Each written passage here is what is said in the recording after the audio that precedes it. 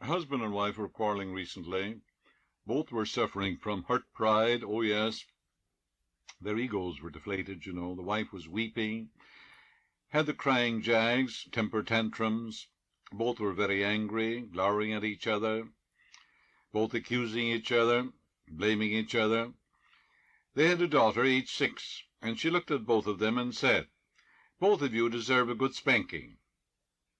Both parents laughed. The tension was broken. They had to laugh at themselves, as they were silly. The whole episode was ludicrous and irrational. They were enjoying hurt feelings, you know. This psychic trauma robbed you of vitality, wholeness, beauty, energy, and you can't afford hurt feelings, because they rob you of everything worthwhile. It's the quickest way in the world to get old and wrinkled and sick. It's very expensive medicine.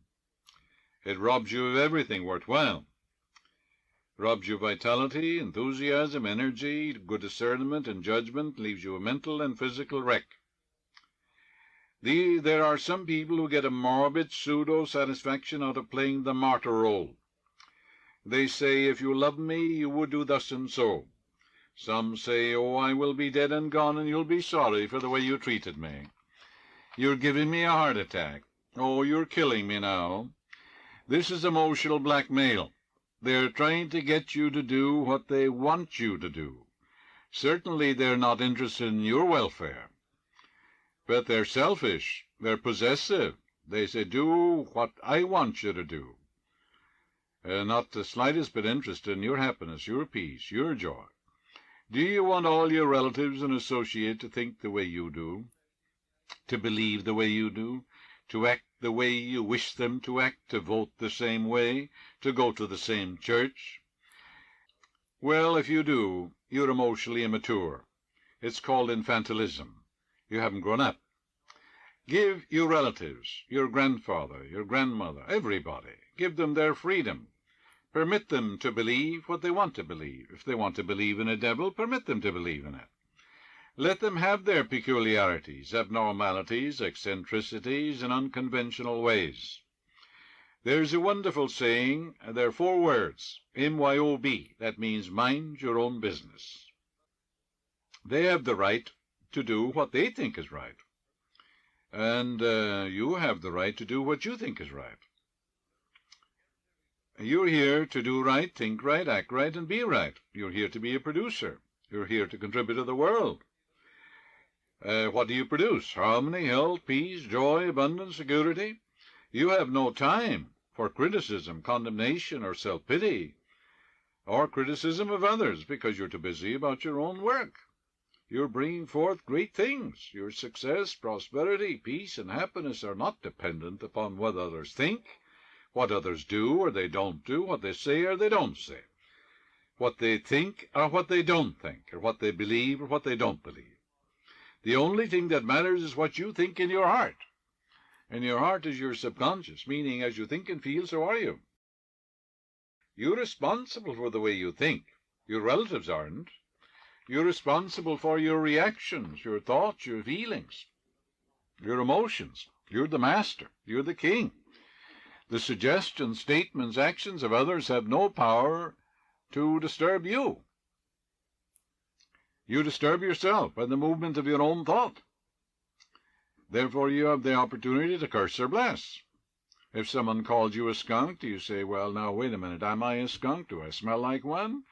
Or you can say, "Sister, you can't disturb me today. God's peace filled your soul," and go on about your business, you see. You refuse to give that person power to give you a headache, a migraine headache, or disturb you emotionally, or cause you to be irrational and make a fool out of yourself, which is maybe what the other person wants. You're too smart for that. Jealousy is cruel as the grave. The Song of Solomon says, "Its flashes are flashes of fire." Jealous competition plays havoc with men. A jealous person is childish, and he looks that way. Did you ever look at a jealous person, man or woman, in business or profession or in the home life? A jealous man in business is minding and interfering with the other fellow's business. His thought is on the other fellow. His actions when he comes home the prices in the window, how he's conducting his business, and all that. He doesn't seem to have any time for his own business. He's not attending to his own business.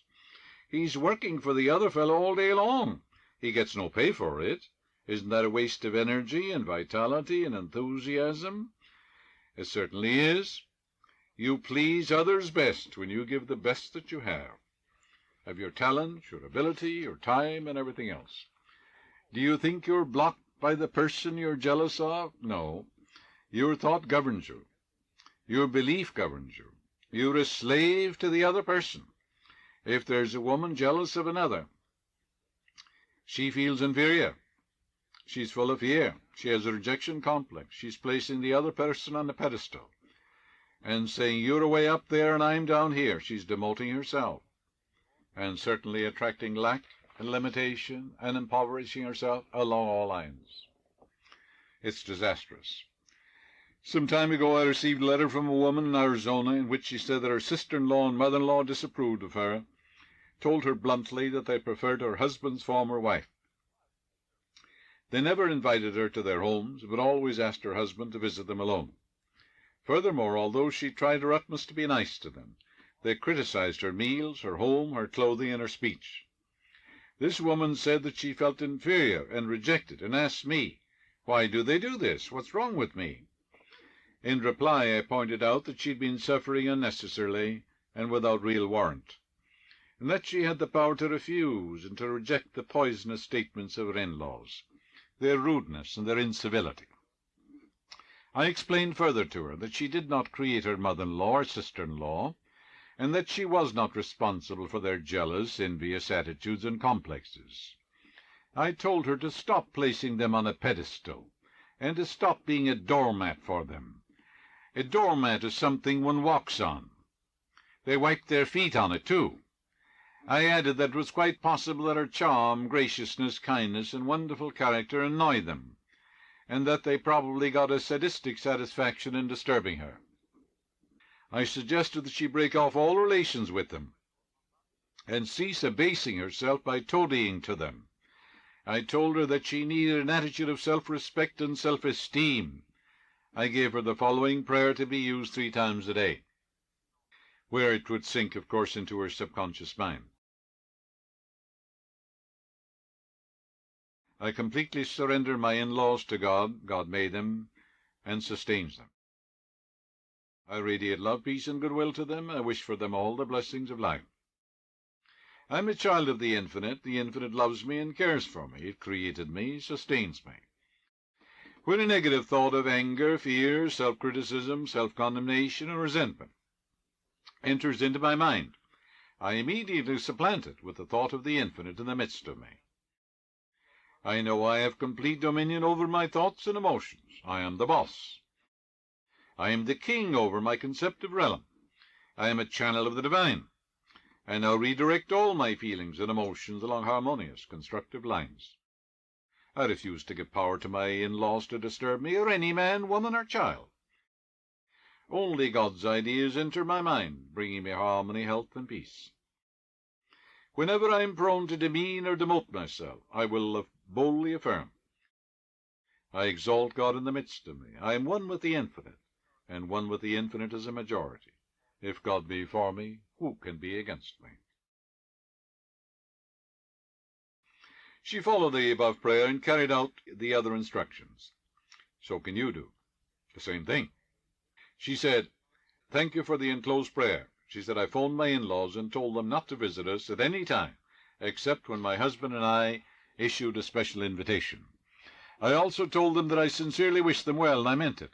I see now where I made my mistake, and how I was actually handicapping myself by thinking I was inferior to them. The prayer has worked wonders for me, and my husband said to me the other day, honey, you're beaming. What happened to you? I told him. Both of us are grateful. That's the way to handle it. That's the way to cure hurt feelings, because you hurt yourself. Nobody has power to hurt you. You hurt yourself. It's the movement of your own thought. Your thought is the king. Your thought is creative. Is the other person's thought creative? Is your thought creative? Does your belief about you and God govern you, or does the other person's belief govern you? Are you going to be hypnotized, mesmerized, brainwashed, manipulated by your mother-in-law or father-in-law? Or don't you have a mind of your own? Don't you come to your own decisions? Isn't there an infinite intelligence within you, a guide, a counselor? Isn't there something within you that sustains and strengthens you? Surely you don't take your instructions from your in-laws? Some time ago I had a consultation with a salesman. He said he was timid, shy, resentful, looked upon the world as harsh and cruel. Actually, he was trying to escape from taking his rightful dominion over life. He said his wife, his boss, his associates didn't appreciate him. They criticized him. He was full of hurt feelings. His children looked down upon him. The cause of all this was this young man had an inner sense of insecurity and inadequacy. He was down on himself. He said, how can I gain the appreciation of others? I gave him a biblical quotation, love thy neighbor as thyself. The real meaning of this text is that your neighbor is yourself. The real self of you is the infinite intelligence within you. Speak thou to him, for he hears, and spirit can meet, closer see than breathing, nearer than hands and feet. Another everyday meaning of the text is to love your neighbor as you love yourself. I explained to this young man the truth about himself and how to love and appreciate himself more, along the following lines. If a man demotes, despises, and deprecates himself, he can't live up or give esteem, goodwill, and respect to others. For it is a cosmic law of mind that man is constantly projecting his thoughts, feelings, and beliefs onto others, and what he sends out comes back to him. If you're mean and cruel to yourself, others are going to be mean and cruel to you. The self of you is God, is your higher self, is the supreme intelligence.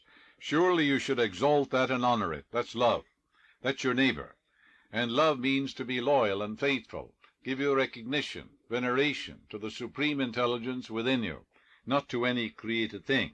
Then you're loving God, which is your neighbor, the closest thing. How could you love the fellow next door except you first loved yourself? Man is a son of the infinite, and all the qualities and powers of the infinite are within him. Man must love and honor the indwelling presence.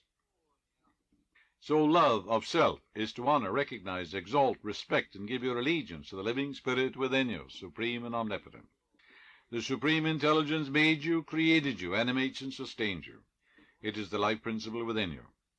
This has nothing to do with egoism, self-aggrandizement, but on the contrary, is a wholesome veneration for the divinity which shapes your ends. The Bible says that your body is a temple of the infinite, that you're here to glorify the infinite. When you honor, respect, and love the self of you, you will automatically love, esteem, and honor others. The salesman listened, and he said, I never heard it explained that way before. I can see clearly what I've been doing. I've been down on myself, and I've been full of prejudices, ill will, and bitterness. And what I've been sending out has reverberated back to me. I've gained a true insight into myself. This salesman practiced affirming the following truths with deep sincerity several times daily, knowing that they would sink down from his conscious to his subconscious mind, and like seeds come forth after their kind. I know that I can give only what I have. From this moment I am going to have a wholesome, reverent, deep respect for my real self, which is the infinite. I am an expression of the infinite. The infinite had need of me where I am, otherwise I would not be here. From this moment forward, I honor, respect, and salute the divinity in all my associates and all people everywhere. I hold the self of every person in veneration, esteem. I am one with the infinite. I am a tremendous success, and I wish for all men what I wish for myself, and I am at peace. This has transformed his life. He's no longer timid, shy, or resentful. He's gone ahead by leaps and bounds.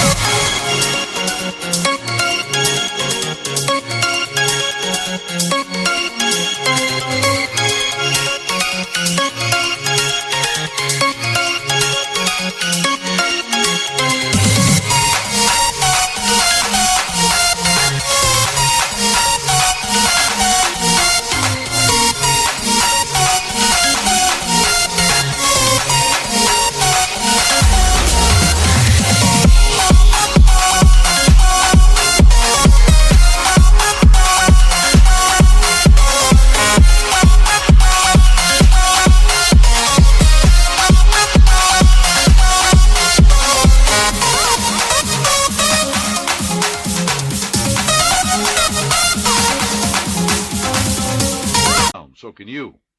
Learn to love your true self, and then you will learn to love and respect others.